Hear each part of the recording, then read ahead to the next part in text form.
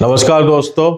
मेष राशि वालों का गोचर में रोचक महापुरुष योग बना हुआ है जो आपको मान मर्यादा प्रतिष्ठा और हर कार्य में सक्सेस देगा। लेकिन साथ के साथ क्योंकि ये और 3 ग्रहों के साथ चतुर्ग्रही योग भी बना रहा है, तो आपको ड्राइविंग में, लॉन्ग डिस्टेंस ट्रैवलिंग के अंदर और कोई भी यात्राओं में आपको सावधानी रखनी है। वहां से कोई ना कोई मुसीबत आ सकती है। तो दोस्तों, मैं अब आपको बताता हूँ विस्तार से कि कैसा आपका ये पूरा सप्ताह जाने वाला है। 26 जनवरी से 1 फरवरी आपका कैसा जाएगा। तो जैसे मैंने आपको बताया था कि मंगल क्योंकि आपका उच्च का हुआ है, तो ये रोचक महापुरुष योग बना हुआ है जो पिछले हफ्ते ही हो गया था। और इसके साथ 3 ग्रह सूर्य, शुक्र और बुध ये दसम स्थान में बैठे हुए हैं, जो आपको मान मर्यादा प्रतिष्ठा के लिए बहुत ही शानदार है। अगर आपकी कोई प्रमोशन वगैरह ड्यू है तो उसकी भी पूरी पॉसिबिलिटीज ओपन है। शनि शनि आपके 12th हाउस में बैठा हुआ है, राहु आपके 11th हाउस में बैठा हुआ है, बृहस्पति जो है 3rd हाउस में बैठा हुआ है। तो ये जो ग्रहों की जितनी भी पोजीशन है ये एज इट इज रहने वाली है पूरे सप्ताह। इसमें कोई परिवर्तन आएगा नहीं। केवल चंद्रमा का मूवमेंट है जो मेष राशि से शुरू होकर और ये 4th हाउस में आ जाएगा, कर्क राशि में जाके ये समाप्त होगा। तो दोस्तों, अगर हम स्वास्थ्य की बात करें, हेल्थ की बात करें, तो ये जो सप्ताह है ये आपको सिर्फ इस बात से सावधानी रखनी है कि अगर हम कोई भी ट्रैवलिंग कर रहे हैं, कहीं भी जा रहे हैं, यात्राओं में जा रहे हैं, तो वहाँ सावधानी हमें रखनी है। ट्रैवलिंग खुद आगे अगर हम ड्राइव कर रहे हैं तो दुर्घटना होने की बहुत संभावनाएं हैं, यह आपको विशेष ध्यान रखना है। और परिवार में भी हेल्थ प्रॉब्लम्स आ सकती हैं, खासकर माता पिता की हेल्थ प्रॉब्लम्स को लेकर कोई ना कोई समस्याएं आ सकती है। मेडिकल एक्सपेंसेस को ये इंडिकेट करता है। ये जो चतुर्ग्रही योग है जिसमें मंगल रोचक महापुरुष योग बना रहा है, ये रोचक महापुरुष योग का बेनिफिट भी देगा, लेकिन इस चतुर्ग्रही का जो नेगेटिव इम्पैक्ट आपके लाइफ में हेल्थ मैटर्स के को जो लेके आ रहा है, वो भी इसमें संभावनाएं उतनी ही बनी हुई हैं। फाइनेंशियल मैटर्स में अगर हम बात करें तो ये जो योग है ये पॉजिटिव है। अगर हम यहाँ पे टॉपिक वाइज चल लेते हैं तो करियर की अगर हम बात कर रहे हैं तो करियर में आपको बता ही चुका हूँ कि करियर बहुत ही अच्छा रहने वाला है। कहीं कोई प्रॉब्लम दिख नहीं रही है। आप करियर चेंज करना चाहते हैं, जॉब चेंज करना चाहते हैं, प्लेस चेंज करना चाहते हैं, ट्रांसफर लेना चाहते हैं एक जगह से दूसरी जगह, तो वो सारी संभावनाएं पॉजिटिव हैं, ओपन है।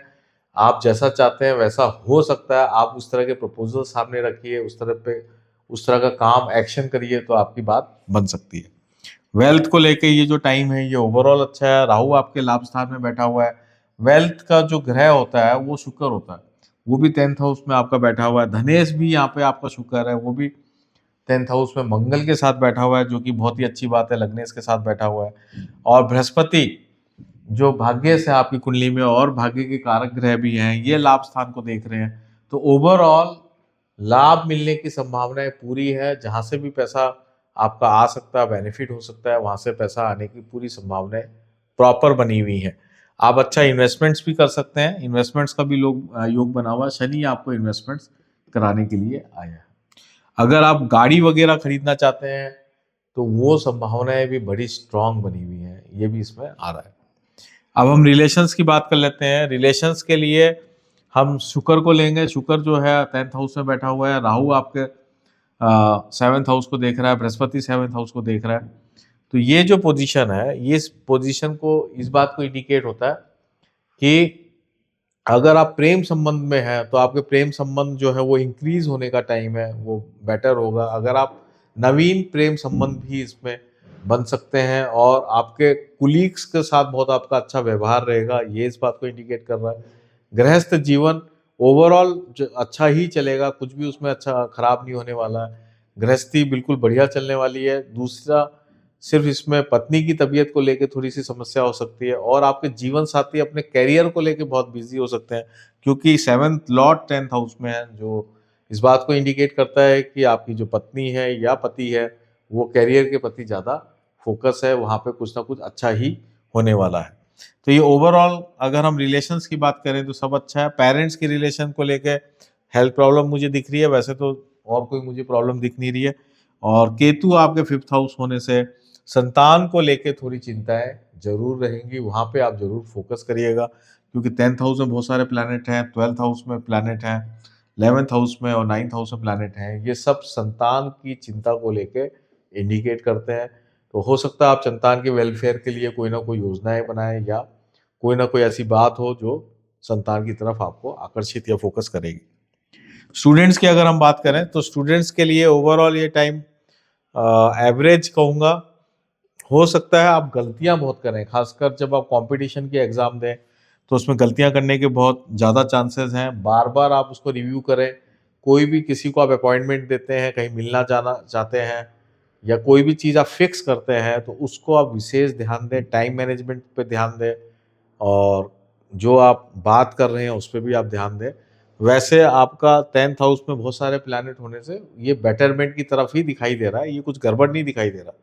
लेकिन कई बार क्या होता है कि चीज़ें बनती बनती इसलिए रह जाती हैं कि हम उस पे प्रॉपर अपना मैनेज नहीं कर पाए या तो हम टाइम पे कहीं नहीं जा पाए। जैसे ना ट्रेन छूट जाना, अब ट्रेन में टिकट मिलना ही अपने आप में बहुत मुश्किल होता है। तो 10th हाउस में इतने अच्छे प्लैनेट हैं तो आपको मौका तो बहुत मिल जाएगा, लेकिन आप मौका चूक जाएं, ये हो सकता है। एग्ज़ाम टाइम पे दे नहीं पाएँ, एग्ज़ाम देते वक्त लेट हो जाएं, धीरे धीरे आप लिख रहे हो, एग्ज़ाम देते वक्त पूरा ढंग से आप लिख ही नहीं पाए। तो ये सारी प्रॉब्लम्स इसमें दिखाई दे रही है। वो आपको बस अच्छा सुधार करना है, वहाँ पे आपको मेजरली फोकस करना है।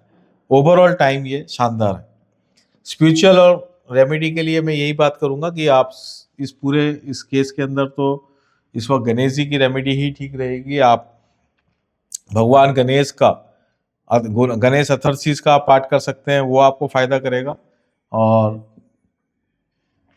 इसके अलावा आप जो है कोई भी गणेश का मंत्र कर सकते हैं, गणेश चालीसा पढ़ सकते हैं, संकट मोचन जो है गणेश जी का वो आप कर सकते हैं। जो आपको समझ में आता है वो आप करें, पूरे हफ्ते करें। इससे मिस्टेक्स होने की संभावनाएं कम हो जाएंगी, गलतियां होने की संभावनाएं कम हो जाएंगी। तो दोस्तों ये था मेष राशि वालों का साप्ताहिक राशिफल 4th वीक ऑफ जनवरी का, 26 जनवरी से 1 फरवरी। मेरा मेष राशि वालों के लिए वार्षिक राशिफल भी आया हुआ है, उपलब्ध है। आप यूट्यूब में वार्षिक राशिफल का जो प्लेलिस्ट है वहाँ जाके आप जो है मेष राशि का वार्षिक राशिफल आप देख सकते हैं, जहाँ पे आपको और भी अच्छी पूरे साल की प्रिडिक्शन दी गई है। वो पूरे साल को आप कैसे मैनेज करेंगे वहाँ से आप देख सकते हैं। तो दोस्तों आपका ये पूरा सप्ताह शानदार जाए, उसके लिए मेरी बहुत बहुत शुभकामनाएं और धन्यवाद और नमस्कार।